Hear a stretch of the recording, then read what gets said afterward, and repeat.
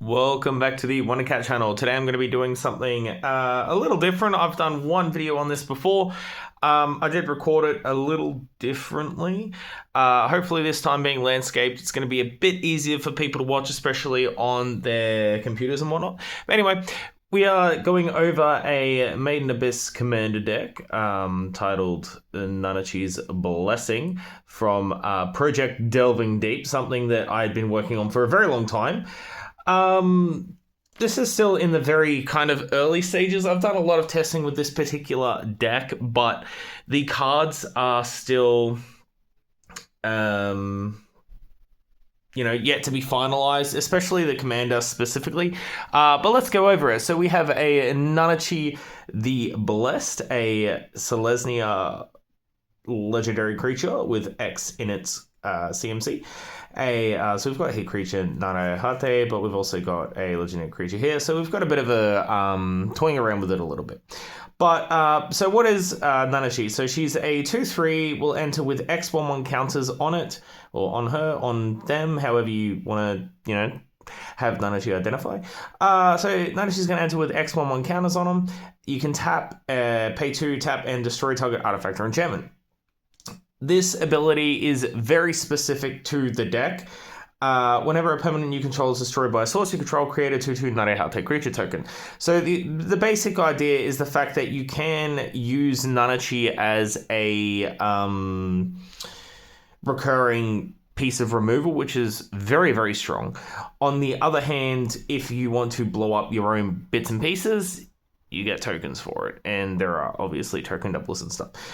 Caveat. These cards are not designed to be played with cards outside of Project Delving Deep. So you can't say, oh, but this with Doubling Season, or this with this, or this with Y, X and Y, Z, and these are all meant to be played together. It's just Maiden Abyss cards that I have designed to be played with Maiden Abyss cards. So Nanachi is definitely a very strong commander. She's not, she has no real protection stapled onto her, so she can be killed pretty easily. So she comes across as a Selesnya go wide deck tokens, which was one of the very big archetypes that I originally got into Magic playing.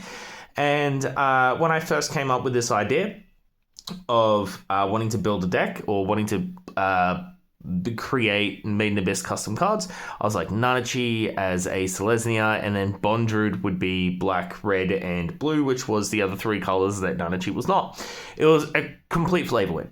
So, what kind of tokens do we play with? Well, we're going to be playing with 2/2 Nanachi tokens, which are really cool looking. We have some other ones. Decided to make a couple just so it wasn't super boring. We have Neri Ten tokens, very cute little 1/1 beast tokens.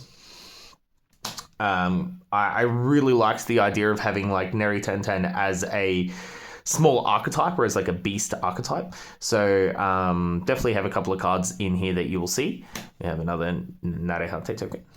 Some food tokens, because we love food tokens, and Maiden Abyss is filled with food, so of course we've got to have the food tokens. We have Hammerbeak tokens, or bird tokens, 1/1 flying, and we have 3 of those because we have a specific card that plays 3 of them. So definitely a very big kind of list of just token cards, which is pretty cool. But, and of course, can't forget the Mantoya token, a 1/1 token beast, just because, you'll see later anyway. all fairly small. Like, the biggest token we make is a 2/2. So, and in saying, for these next couple of cards that we do go over, these are in no particular order. And I'm basically going to try and get through them as quickly as possible, maybe give you an idea on where the design process is for the cards.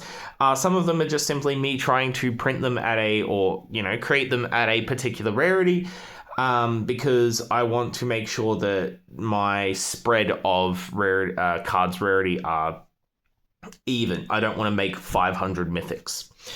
Anyway, let's go on. All right, so starting off with our Sneaking Delver. A 2-cost 2/2. Whenever this creature deals combat damage to a player, create a 2/2 Nanachi token.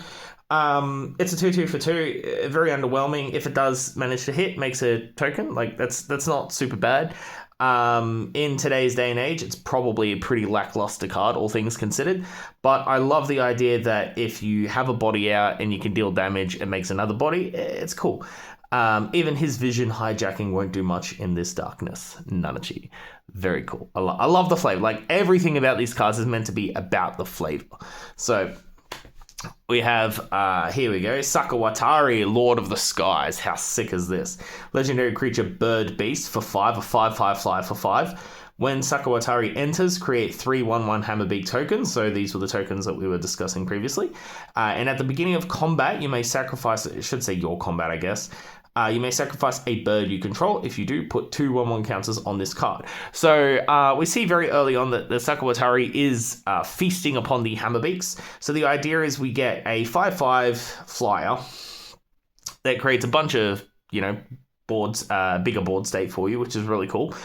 Or you can essentially eat them once per turn to make Sakawatari very big over time. This will obviously also generate even more value if you have token like +1, like counter doublers and stuff as well, which is really cool. Sakawatari definitely is a very strong card. I mean, it is a mythic after all. Like I tried to really lean heavily into their power level when I do print them at specific rarities. But again, it doesn't have protection onto it, so it's basically just a big beat stick. Like, yeah. We have Reg Artifact Awaken. Any of the cards as well, you'll notice as well, some of these look a little, like they're printed a little smaller. If they're printed a little smaller, note that these were some of the first cards that I had actually created. So some of the design might not be as good. But also, it was just the printing process. For some reason, when I tried printing them off, they just never printed at the correct size, which really bothered me. But as long as you got sleeves on them, for the most part, you don't really notice when you're shuffling them. So what is Reg? Reg Artifact Awaken, 4 cost, legendary artifact creature, Delver, double strike and haste for 2/3. Whenever Reg Artifact Awaken attacks, target attacking creature you control gains indestructible until the beginning of your next upkeep. So I would love, if I were to reprint this or like errata it, I'd say another attacking creature or target attacking creature other than Reg gains indestructible, because I don't like the idea of him having double strike, haste, and basically indestructible on attack. Makes him a very strong card and just very hard to remove in general. So yeah, but either way, very cool card. Love the fact that it plays into the fact that Reg is very hard to kill. We have Horncrier, which is a reskinned card. I can't remember. Burnished Heart, I think it was, which just kind of felt really similar because Burnished Heart looks a bit like a deer. So this is from the Maiden Abyss Binary Star game. So any of these cards, the majority of the cards will have art specifically from the manga. That's how I really tried to play hard into the art from the manga, and when I ran out of panels that I could use for that, because I have created hundreds of cards, almost at 1,000 now, crazily enough. And Horncrier is one of the arts used from the official wiki for the game. So yeah, we have a 3 cost 2/3, and you can pay 3 and sacrifice it to search your library for 2 basic lands, put them onto the battlefield tap, then shuffle. Nothing too important or special. We have Meppo Pohon, Sleepy Narehate, 4 cost legendary creature with lifelink, a 6/6 for 4. It's pretty big. So whenever Meppo Pohon attacks, it doesn't untap during its next untap step. So it's kind of like you don't get to swing with it aggressively. You can defend with it, so it's a pretty good defender. And it has cycling for a white and a green. When this card is cycled, you may untap target creature you control. Very cool little combat trick stapled on. Just a rare. Again, not very overwhelming. Like, a lot of these cards are going to be big stat sticks. The deck does need to feel like it has weaknesses, especially to like board removal and stuff. We have Shai Neritenten, a white cost little beast with double X in its cost. Lifelink as a 2/2, it enters with X/1/1 counters, and you can pay 2, remove a 1/1 counter from this card to destroy target artifact or enchantment. So very similar to our commander. But we've got one in the main deck, and it's part of the Neritenten archetype. So yeah, very cool, very cool. What else do we have here? Whoop. We have Waco, Forgotten Sage, 3-cost legendary creature human delver. You can tap to add 3 mana of any color. Use this mana only to cast creature spells, and you can tap it to put a 1/1 on target creature. This is a akin to I think it's called Summerwald Sage. I think I can't really remember. Stapled on as Waco, I really liked the idea of being able to ramp heavily if only casting creature spells, and yeah, it's just. Really like Fueco, so wanted to make a green card for her. We've got Belaf of the Three Sages. Oh, now this card is one of the coolest cards in the deck. A 6-cost 5/5 Flying Vigilance, so a bit stronger than our Sakawatari. But he is one of the Three Sages, of course. And when this creature enters, destroy all non-Narehate creatures. Create a 2/2 Narehate creature token for each creature destroyed this way that you didn't control. So you're going to have a lot of Delvers, humans, like we just saw with Waco and such, on your board. This will blow these up as well, but to balance it, you're only getting 2/2s back for creatures that you lost that you didn't control. So, or creatures that your opponents lost that you didn't control. So, yeah, even if you lose 3 creatures on blowing this up, your opponents lose 5. You're only going to get the 5 tokens. You don't get back the 3. Makes it a bit better, but a 5/5 Flying Vigilance is still not something you should scoff at. It's a pretty cool card. Love Balef. Balef is he has come in clutch when playtesting this deck quite a bit, and very cool card. Very cool card. We have Prushka, Flower of Dawn. This meant to be a legendary creature. Human attacking creatures you control get +1/+0. Blocking creatures you control get +0/+1. And partner with Menya Teeny Companion. I do believe I think I took out Menya Teeny Companion out of this particular list, but this was meant to be a other potential like partner commander for the deck. But I really like the idea. You know, it's called Nanachi's Blessing. Should be the commander. Straight up. We have Nanachi and Mitty as legendary creatures. Human, 3/3 lifelink reach. At the beginning of combat, target creature you control gains your choice of lifelink or reach until end of turn. And you can pay 1, sacrifice a creature you control. Nanachi and Mitty gains indestructible and hexproof until end of turn. Very, very cute. Very flavorful, I think. So obviously, Nanachi will have lifelink. Mitty has reach to an extent. And at the beginning of combat, you can choose something to control, gain one of their 2 abilities, which is pretty cool. And yeah, by sacrificing creature control, we'll gain indestructible. Kind of,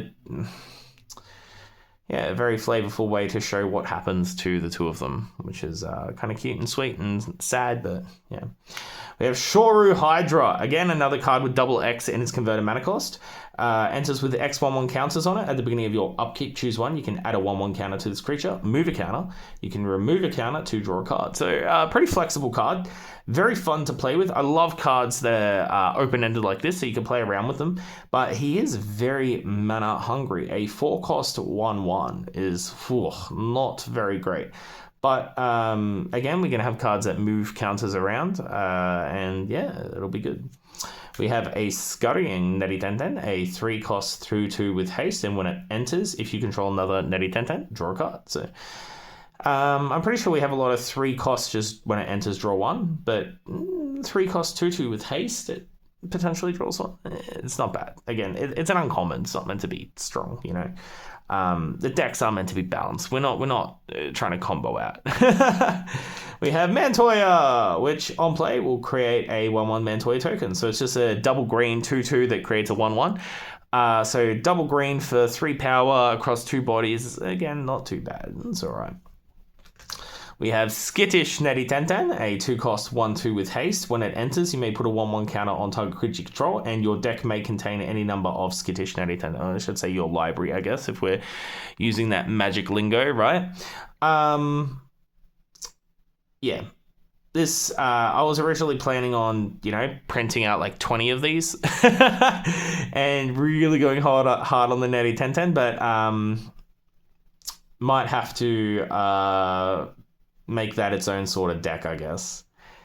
We also have the Netty-Tenten family, a 4-cost 3/3. When it enters, create a 1/1 token, Netty-Tenten token, and whenever a beast you control dies, put a 1/1 counter on target creature you control. So, of course, all of the Netty-Tenten are beasts. So, whenever one of your tokens die, whenever one of the other Netty-Tentens die, you get to buff up your board a little bit, which is pretty cool.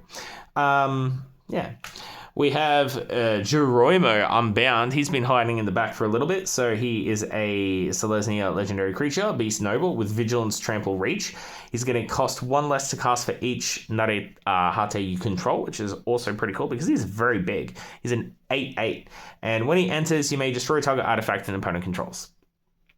Very flavorful again because, you know, obviously he comes out to defend the village and he has a fight with Reg. Reg's meant to be an artifact. So yeah, kind of a cool flavor win.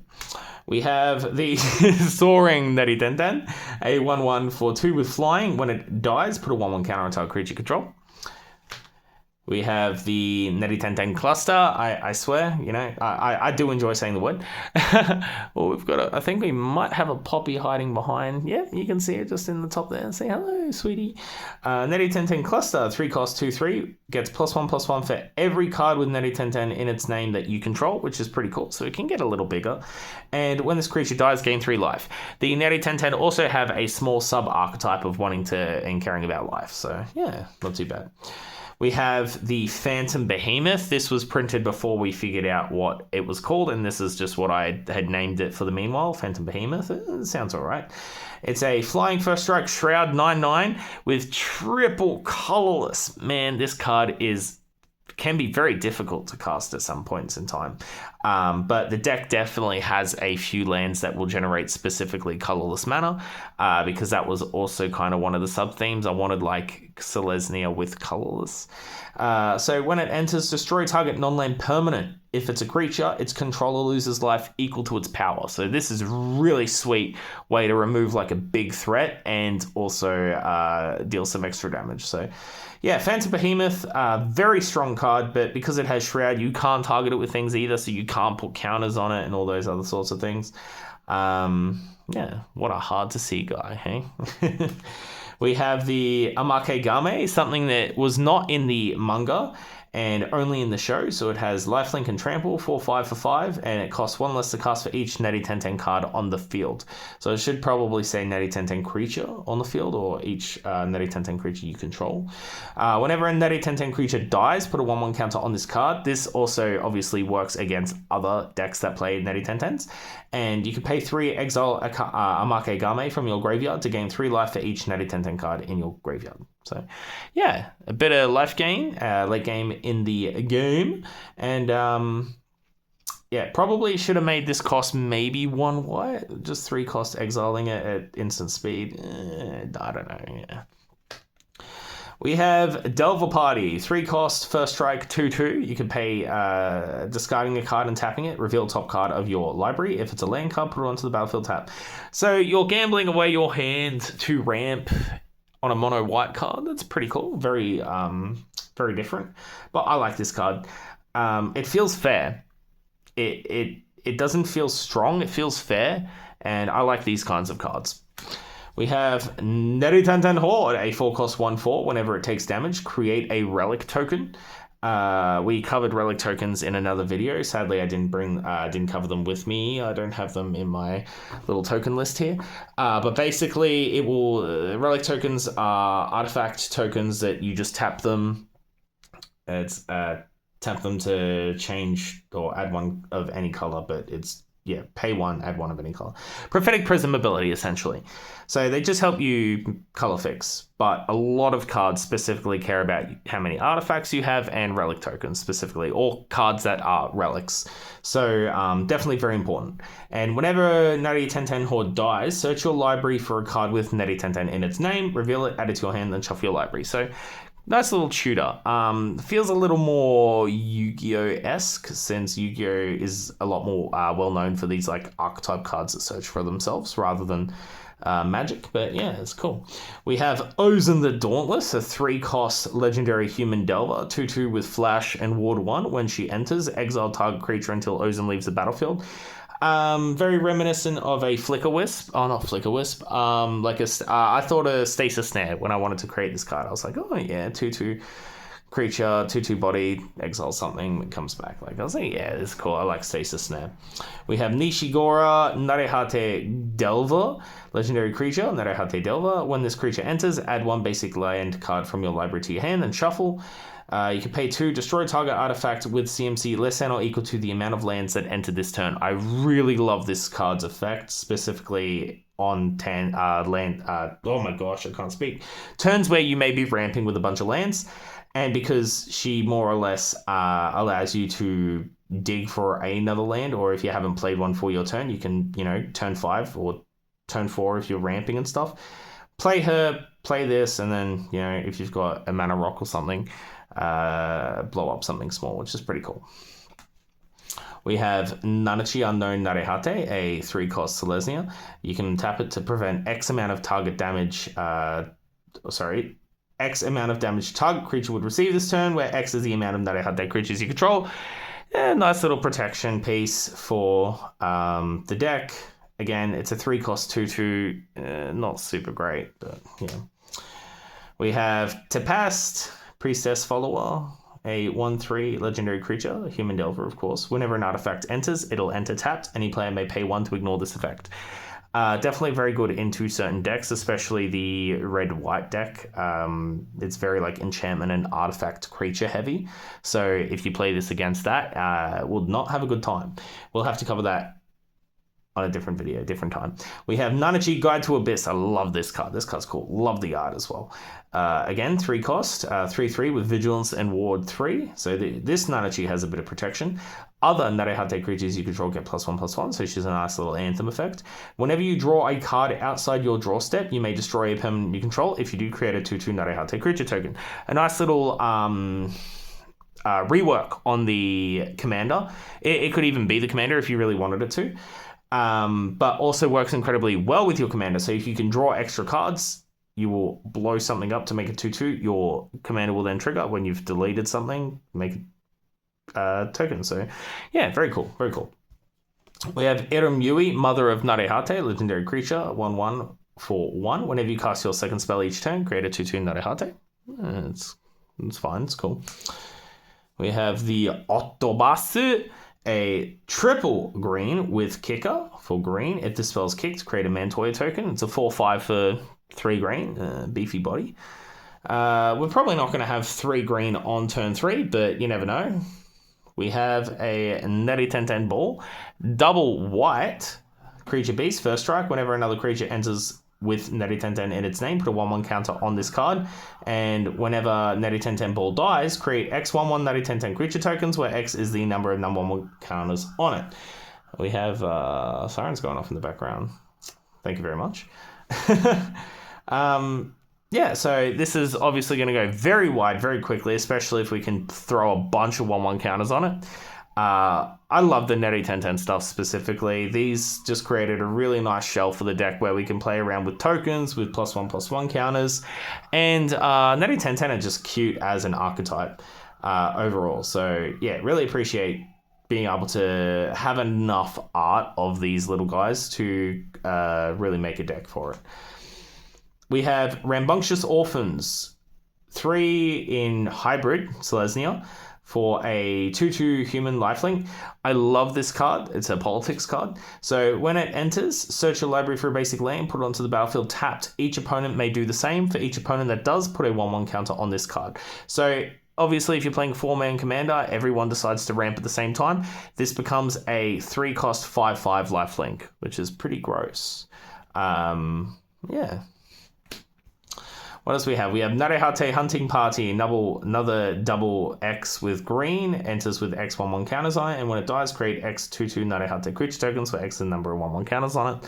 Again, it's a 3-cost 2/2. So technically a 3-cost 3/3. It'll make a 2/2 when it dies. It's not bad. No keywords, just doing what the deck wants to do.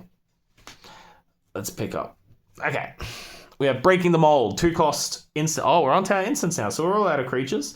2-cost double white, instant, exile target creature. If the target is attacking, gain life equal to its power. So a lot of these cards as well are definitely designed around, the art. Definitely designed around the art and how I can bring out the flavor of that art. So we can see here, it is a scene where Faputa is fighting, and it's this is actually when she gets into the bit of a disagreement with Balef, as you can see. That's his mask there, his face. So it's cool. We have Water Shroom Concoction, a colorless and a white for an instant. Put a 1/1 counter on target creature you control, and if the spell was cast during the combat step, scry 2. A little different, but I like this card. It's cool. We have Prepping for Adventure, 3 cost instant. As an additional cost to cast a spell, destroy a creature you control, draw 2 cards. If the creature destroyed had power 4 or greater, draw an additional card. So 3 cost instant, draw 3. But it also, triggers off of your on deletion effects, or, when a source you control deletes. So very good with your commander as well. We have Heart to Heart, one of my favorite cards I think I've made so far. It's very on flavor. So Heart to Heart, they're obviously having a beautiful, this is such a very kind of touching moment in the story. Instant, 3 cost, draw a card, then choose one of the following: remove target blocking creature from combat, or remove target attacking creature from combat. The flavor text: how can I stop you? Reg, obviously very upset with what Faputa is going through and how things are turning out, and he obviously doesn't want to hurt her because he has these parts of his memory that are coming back, and he doesn't know what she means to him. Love Heart to Heart. Very, very, very nice card. We have a Fateful Meeting, which I really hope we see more of this particular interaction. I think this is going to be something that is anime specific, sadly, because we know that Nishigoro has actually had an interaction with Ozen in the past, and that is what the art is, a fateful meeting, meaning that these two are coming together. It's an instant combat trick. Put a 1/1 counter on target creature you control, then it fights a creature you don't control. If the counter is put onto a Narahate, gains indestructible until end of turn. So that damn Ozen. Nishigoro is not a big fan of Ozen. I believe it's probably because she doesn't like the idea of or doesn't really like the fact that Ozen is as strong as she is. So it's always given me a bit of a laugh that she's very competitive. We have Despite the Odds. This is a reskin card. I can't think of it. I really tried hard not to do some of these, but I also think some of the card effects are just very nice as well. Search your library for up to 3 creature cards, reveal them, shuffle your library, then put those cards on top in any order. Very nice. I never thought we'd meet again so soon, Mitty. Very sweet. We have the Natty 1010 Bombing. 3 cost, instant, create a 1/1 Natty 1010 token. You may sacrifice X amount of creature tokens you control. If you do, deal twice that much in damage to any target. Very cool card. Well, obviously, trigger all out on death effects and stuff, move more counters around, and good times. We have Reinforcements Arrive, another green, double X, create X 2/2 Narehate creature tokens, and put a 1/1 counter on target creature control. Heroic Intervention, because is this not just like the perfect art for a heroic intervention? Instant, permanents you control gain hexproof and indestructible until end of turn. I love this art of like Prushka reaching out to Reg as he is becoming awakened, as he's becoming activated by the White Whistle, and the kind of the black disappear. Well, not like the black, but like the I don't know, just how he goes from this black to the shining white and stuff that he has. It's such cool art, We have Narehate's Legacy, 2 cost sorceries, an additional cost, cast, sack a creature, draw cards equal to its power. It's not bad. So you can see obviously that a lot of this deck functions on having a board state. If your opponent can keep your board state from building up, you will have a very hard trouble keeping the grind going, as it were. We have great success. 4-cost sorcery. Draw a card for each of the following actions that you have performed this turn or completed this turn. So if you've cast a creature spell, draw a card. If you've cast an enchantment, draw a card. Cast an artifact or instant spell, draw a card. If you've dealt combat damage to a player, created a token, or sacrificed a non-token permanent. And it has cycling, of course. Again, it's kind of not really a modal card, but I love a card that it can give you a lot more, but it's still kind of underwhelming. You have to go through and jump through a lot of hoops. Like, if you look at this and you go, it's a 4-cost, draw 3 on average, like, it's still not very great, especially at sorcery speed, right? We have Unexpected Ambush, 4-cost sorcery, costs 1 less to cast if a creature entered this turn. Put a 1/1 on target creature control, then if it's a target creature you control, just another fighting spell, nothing too special. We have Legend of the Three Sages. I've done a couple of these cards. Love these legendary sorceries. So Selesnya again, 6-cost sorcery, activate, or it should be cast this card only if you control a Balaf, Jurimo, or Wazukian creature. Activate one of the following effects, or activate the following effects depending on the creatures you control. So if you control Balaf, destroy all non-Narehate creatures. Non-Narehate creatures. Jurimo, search your library for a creature card, put it onto the battlefield, which is pretty cool. And Wazukian, create 3 2/2 Narehate creature tokens. Now, obviously, you will trigger all 3 if you have all 3 on the board. So its strength really lies in, if you have a big board, it's a win more card. If you don't have a big board, it really depends on what of the 3 you have. It can be a 6-cost board wipe. It can be a tutor for any creature. It can be swarm the board with more tokens, or it's just do all 3. Pretty good. We have Ganja Expedition, 3-cost sorcery. As an additional cost to cast a spell, sacrifice a non-token creature you control. Search your library for up to 2 basic lands, put them onto the battlefield, tap, then shuffle. So this is our in-slot ramp card, I guess. 4th Layer Raise, another one. Search your library for a basic land, put it onto the battlefield, tap, then shuffle. If you control 3 or more creatures, put a 1/1 counter on target creature you control. The force field manipulates light and sometimes can create something quite beautiful. While a lot of the cards do tend to have quotes from the story, sometimes I have to come up with my own. We have Farewell. This is a reskin, and again, similar to Heroic Intervention, I think this is just a perfect reskin. So 6 costs, choose 1 or more, exile all artifacts, all creatures, all enchantments, all graveyards, and we will always be together. Midi, thank you. It's beautiful. We have Stories from the Abyss, 4 costs, draw 3. Nothing too special. Runaway Relic, 4 cost sorcery. Exile target artifact. If it was a relic, choose one of the following to create. So you can make a blood token, a relic token, or a 2/2 Narehate token, and you'll gain 2 life.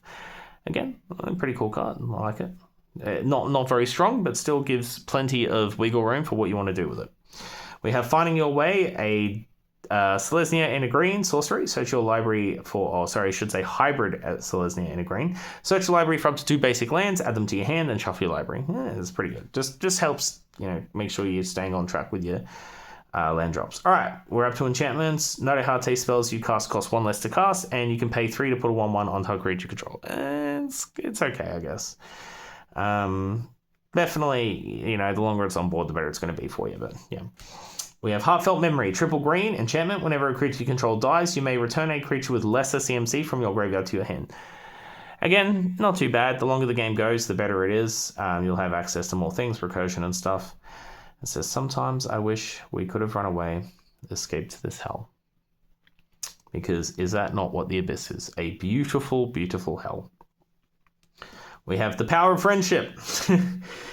I don't think I came up with... that's not a super great name, but it's a bit cringeworthy, isn't it? An enchantment, whenever you would create a creature token, twice that many tokens are created instead. Faputa helped rebuild Gavarun. In doing so, he became her ward. I love it. It's so cool. Narehate Dreamscape, 3 cost enchantment. Narehate creatures you control gain +1/+1 and have vigilance. You can tap it. Target Narehate creature you control will gain your choice of lifelink, menace, or trample until end of turn. I do think this is still a little too strong. I feel like whenever I have played it out, it's just. I think I might have to bump it up to a rare and like maybe like green, white, white or something. I'm not sure. Or maybe like get rid of the +1/+1, just give them vigilance and then your choice of whatever other keyword. But it is a very strong card. We have Neti 1010 Nest, 3 cost. A bit of a flavor fail, but it's an enchantment. Tap, create a Mantoy token, and whenever a token you control dies during combat, gain a life. It's pretty good. It's not bad. So a bit more life gain in this deck. And we have Which Way's Up. I like this card. 2 cost enchantment aura. Enchant creature. When Which Way's Up enters, draw a card. If enchanted creature has flying, it loses flying. And if enchanted creature doesn't have flying, it gains flying. And it's a good thing the curse doesn't affect Reg. Yes, indeed it is. Definitely a good thing. What else? We have Reg vs. the Turbinid. So we have a bunch of these that I've printed. I'm not sure if more of these are specific cards. So they're like the versus cards. The longer they're on the board, the more value you're going to generate over time. So it's an enchant land. Enchanted land gets whenever this land is tapped, gain a life, and whenever enchanted land is tapped, place a combat counter on this card. Remove 5 combat counters from this card, put 2 1/1 counters on target creature you control, activate only as a sorcery. So 3 cost over time, gaining some extra life, and after 5 turns, put 2 1/1 counters on something. Like, it's, they're meant to be balanced again, these cards aren't all meant to be like super strong. Party Recon, it's a Guardian Project reskin. Whenever a non-token creature enters the battlefield under your control, if it doesn't have the same name as another creature you control or a creature card in your graveyard, draw a card. I really like the idea of Guardian Project being in this sort of deck. Not only because you're not going to be able to benefit off of every single token and stuff, but because it's just a generically good like EDH inspired card, right? So Party Recon, yeah, cool card. Mail Air Balloon, I love this card as well. A 2 cost artifact. You can pay 2 and tap it. Return a card at random from your graveyard to your hand. Lose life equal to its CMC. Activate only as a sorcery. This card being able to, like, early game, being able to return, like if you've only got a ramp spell in trash, pay 2, tap it, lose 2 life essentially to replay like the 4th layer raise or something. Like, it's pretty cool. It's a really cool card. I like the fact that it's random because late game you're essentially wasting 2 mana and you could be losing God knows how much life depending on what you hit, right? Because it's all meant to be random. Cool effect. I really enjoy playing with this card. I'm a gambling man. We've got the Blaze Reap, a 5 cost legendary artifact relic. Equipped creature gets +2/+2. If it's a Delver, it gains +4/+4 instead. Whenever equipped creature deals combat damage to a player, destroy target non-land permanent with an equip cost of 2. So very expensive, 5 to play, 2 to equip. But it does essentially get to nuke something once per turn if you can stick combat damage. Very cool card. We have the Cursed Chambers, 4 cost artifact, legendary artifact. You can tap for double colorless, or you can tap 3, sacrifice a non-land permanent you control to proliferate, my god, which is double encounters and whatnot. Probably going to remove proliferate from this card, to be honest. I've tried really hard to keep to certain keywords. This is like one of the only cards that use that specific keyword. And you can pay 3, tap it to create a 2/2 Nade Heart creature token, which I think is also kind of funny and on theme, but yeah, we don't talk about that. We have the Curse Warding Box, 5 cost legendary artifact relic with flash and ward 3. Haha, how cool is it? It's the big box. When the Curse Warding Box enters the battlefield, exile target creature you control. So basically, your opponent goes to kill something, you want to flash this in to protect it. Very cool. And you can pay 2, sacrifice this card, draw a card, then return the exiled creature to the battlefield, put 3 1/1 counters on it. Really cool card. I love this so much. We have the Monster Codex, a 2 cost artifact. You can pay 2 and tap it, reveal the top card of your library. If it's a creature card, add it to your hand. If it's a land card, put it onto the battlefield tapped. And if it's a non-creature, non-land card, send it to the graveyard. So, yeah, just overall another kind of risky draw engine sort of thing. Value. Don't really know what you're going to get. But, yeah. What else we got? We got the Star Compass 2-cost artifact relic. You can tap, add 1 mana of any color or land you control could produce, and you can pay 3, tap it, reveal the top card of your library. If it's an artifacts card, you may add it to your hand.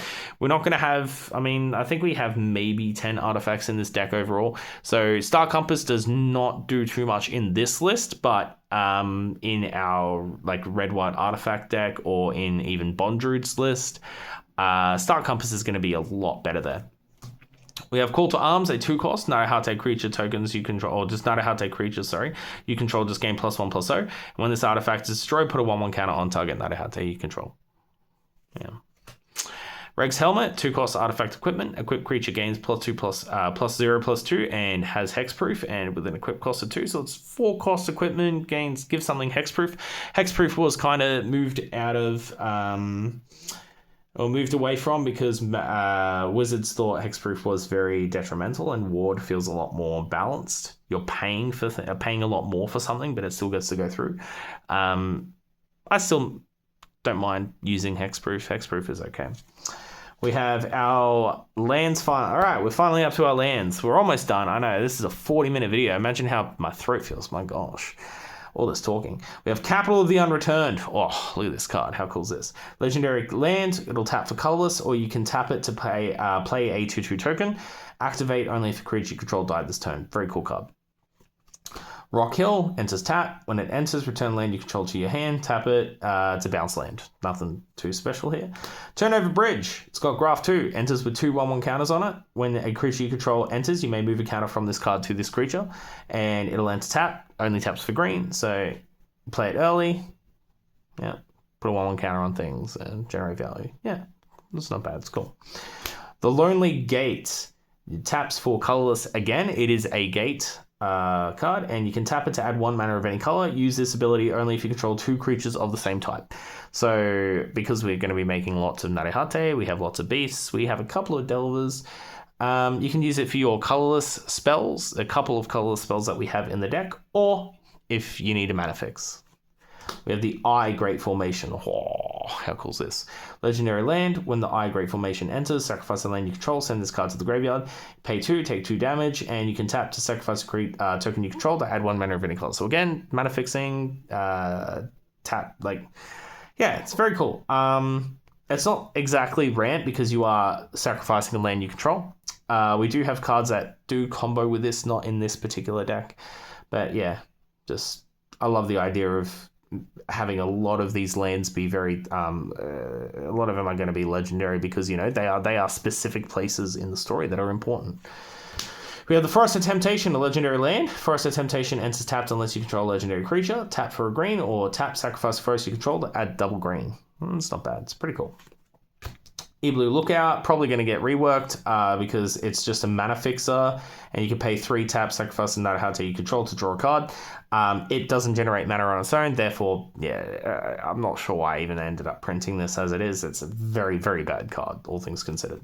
We have Devil's Base of Operations. It is our command tower. Tap, add 1 mana of any color in your commander's color identity. Devil's Base of Operations, why wouldn't it be our command tower, right? We can see Wazoo and Vueko there looking in. I believe this is when she first sees the people. Oh no, this might be Paco on one of the extra pages on the in the volumes. But, yeah, we have Wind Riding Windmills.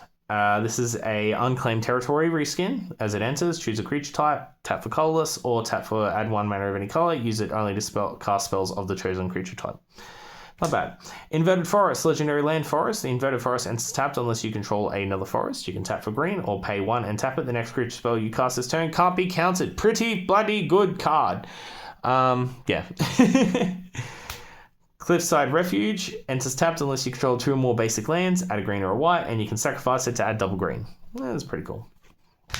Ozen Study, I'm a big fan of this one. Legendary land, tap for colorless, or tap, put a 1/1 counter on target creature control, activate its ability only if you cast an instant or sorcery this turn.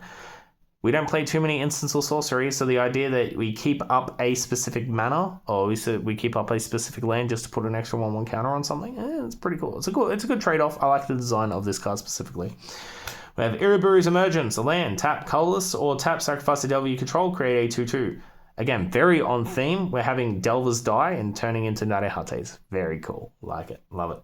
Beltro Orphanage. As it enters, reveal a forest or a plains from your hand. If you don't, it enters battlefield tap.